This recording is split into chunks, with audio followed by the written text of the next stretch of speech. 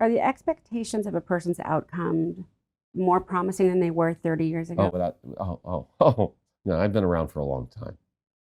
And all we had 30 years ago was non-steroidal anti-inflammatory drugs like indomethacin, phenylbutazone, uh, drugs that cause a lot of side effects, cause a lot of bleeding, from stomach bleeding or intestinal bleeding, and only had a weak impact on the long-term outcome. Still, a sizable proportion of these patients went on diffuse.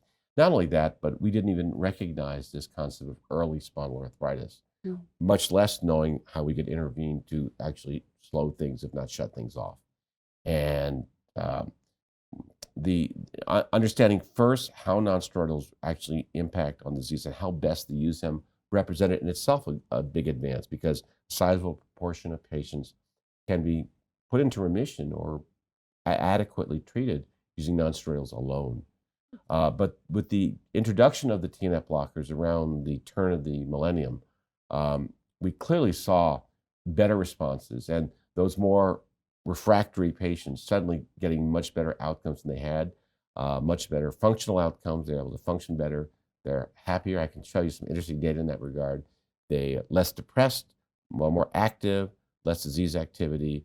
We're hoping ultimately to, because the drugs were very expensive, Mm. that we want to really affect the indirect cost, which is the lost work days, the disability, all those things that cost us so much and just aren't too often factored into how we gauge the true effect of these medications.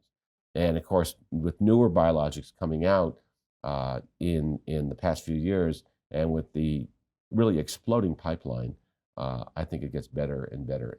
I mean, the ankylosing spondylitis patient today is not what we saw 30 years ago.